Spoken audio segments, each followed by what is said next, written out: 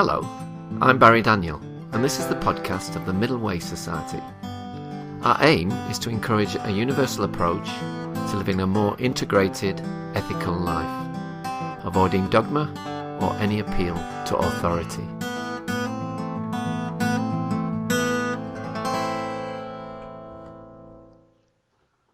Today's guest is the chair of the Middle Way Society, Robert M. Ellis, and what we're going to be talking about is critical thinking. Hello, Robert. Welcome to the MWS podcast. Thank you. Now, you're a philosopher and you tutor critical thinking online. So how did you first become interested in critical thinking?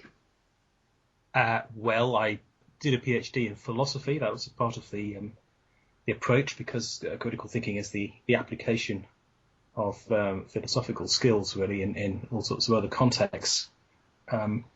But when I first started getting involved in critical thinking specifically was through teaching it in the sixth form college.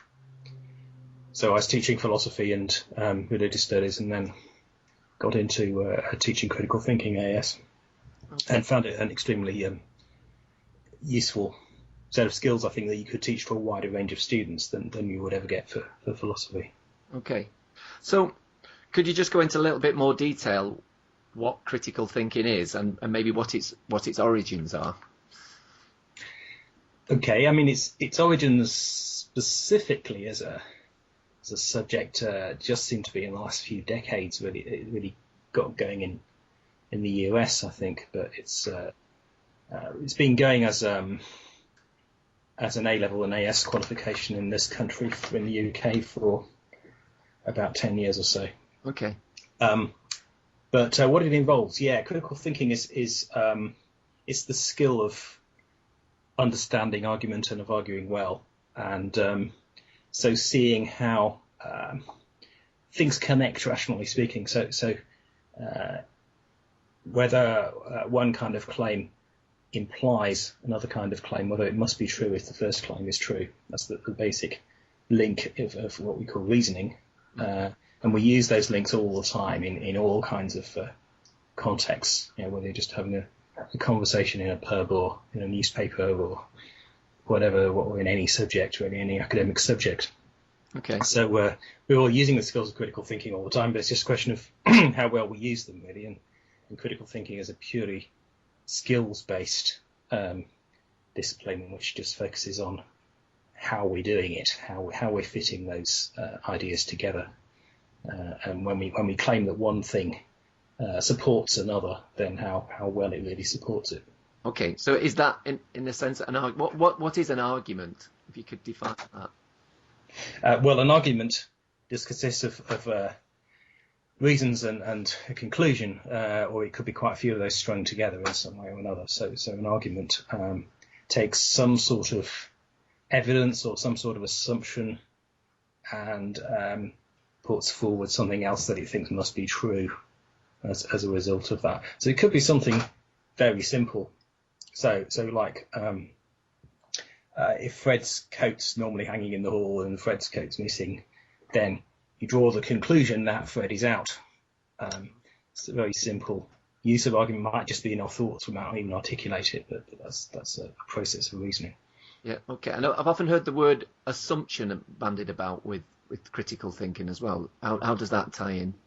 Well, an assumption is something you start with when you do reasoning like that. So let's take that simple example we had just then. So if you see that Fred's coat's missing from the hook where it normally is, you're making certain assumptions there, aren't you, in order to conclude that he's gone out. So you're assuming, well, firstly, that you're seeing it right, that you're not seeing an optical illusion. That's one basic assumption.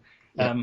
But another is that, it hasn't gone to the dry cleaners or something like that. There could be another reason why Fred's coat's missing.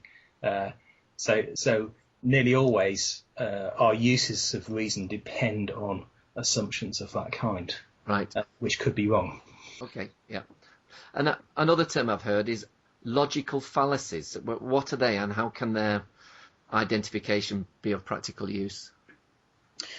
Well, logical fallacies are mistakes, basically, that we make in reasoning. So we believe that a conclusion follows from or is justified from certain sorts of starting points, certain assumptions, and if we reason wrongly in some way, so there are various sorts of patterns of wrong reasoning called logical fallacies.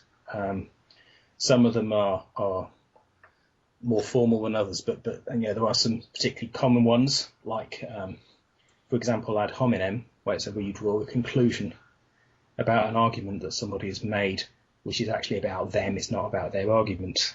Right. And the various variants on that, a lot that you hear in Parliament, regularly used. For example, when the politicians attack one another rather than what they're actually talking about, or the record of their party, or something else irrelevant like that. Or another one of great relevance to middle way philosophy, I think, is the false dichotomy. So where you draw a conclusion based on the assumption that there are only two options to choose from, but actually there could be a whole spectrum of options when you look into it more closely. So are you a Catholic or a Protestant? That's the sort of leading question, which assumes a false dichotomy, that there's only those two choices. Right, okay, got you. What's the difference between logical fallacies and cognitive biases? Or is there a difference?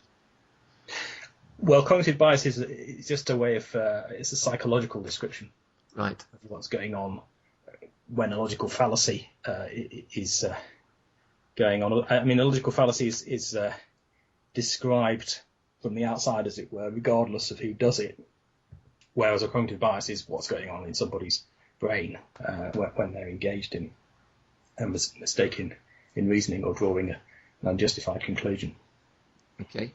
To what extent is it taught in schools, critical thinking?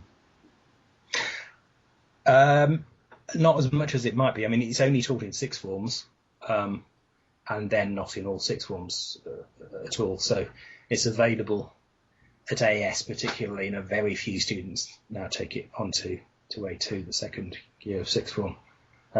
So it's most often a course done with a few bright students in sixth form as a sort of add-on additional course. Mm-hmm. Would you like to see? Sorry, go on.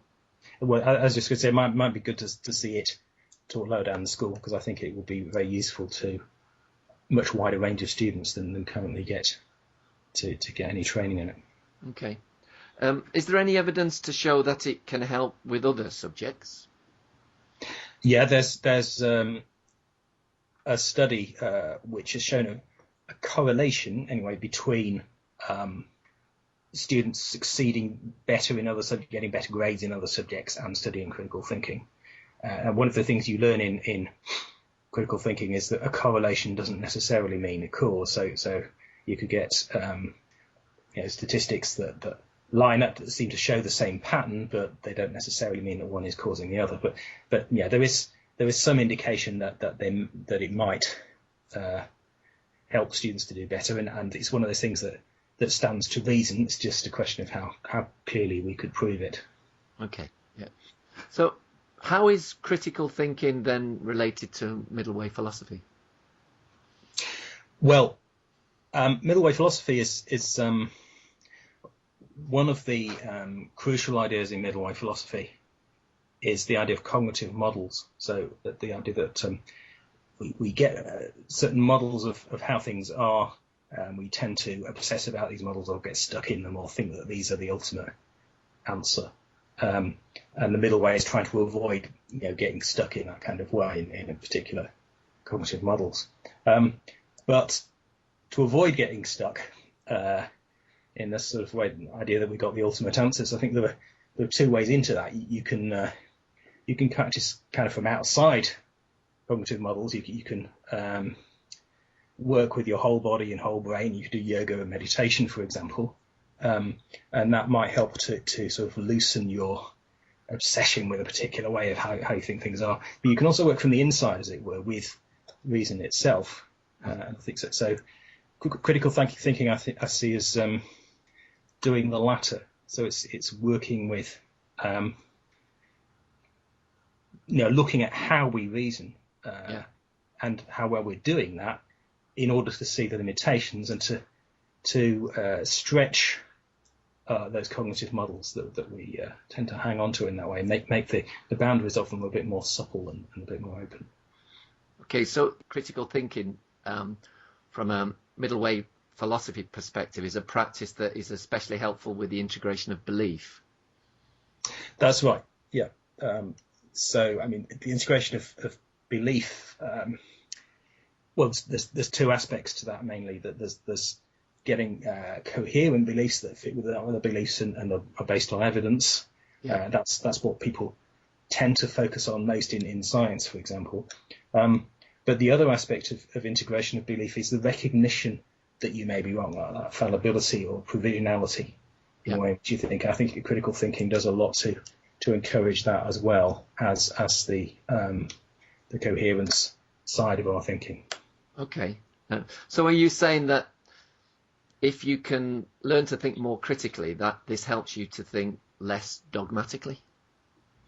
Definitely, yeah, because it gives you a sense of, well, it is the discipline really of looking at your own argument as well as looking at other people's arguments and thinking carefully, well, does that really justify that claim that I'm making, or how far does it do so? How much confidence should I really have in that conclusion that I'm drawing? And you may still decide to go ahead and assert what you're asserting, but perhaps you'll do so with a little bit more space than you would have done otherwise if you recognise the limitations in it.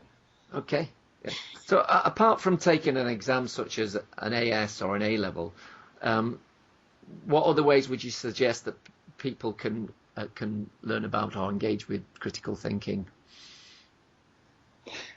Well, there's all sorts of books on it, so it's quite possible, obviously, just to pick up a book on critical thinking for yourself and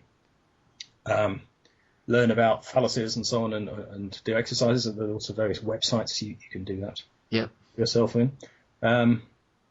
It's possible to get private tuition in it, so that's one thing I do offer myself is web conference tuition. Yeah. So, or of course, you could go to an evening class or whatever. I think there are some places where they offer classes in critical thinking, and indeed I think there's some businesses which now see its value for employees, and may encourage people to do courses in critical thinking because it helps them to, for example, think carefully through a project and its implications, or a piece of reasoning in a practical context like that. Yeah. Okay. And also, what sort of practices would be beneficial to cultivating a more critical way of thinking? Well, it partly depends on whether you've had some training in it already or not. But once you've got some idea of how to think critically, then you can practice it in all sorts of ways. So, you can practice it, for example, by reading a newspaper article, and particularly a bad one, so something from the Daily Mail, say, and you can spot the fallacies in the arguments. Or the same thing orally, when you're listening to somebody, or when you're having a conversation in the pub, it could be. You can always practice critical thinking in those kinds of contexts.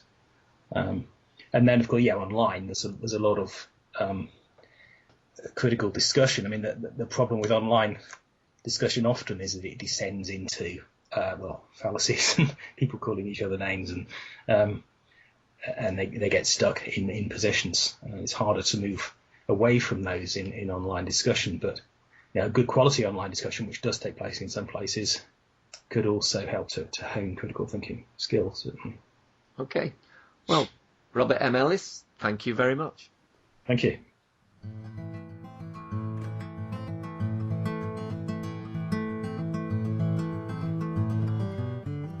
You can find out more about middle way philosophy at www.middlewaysociety.org.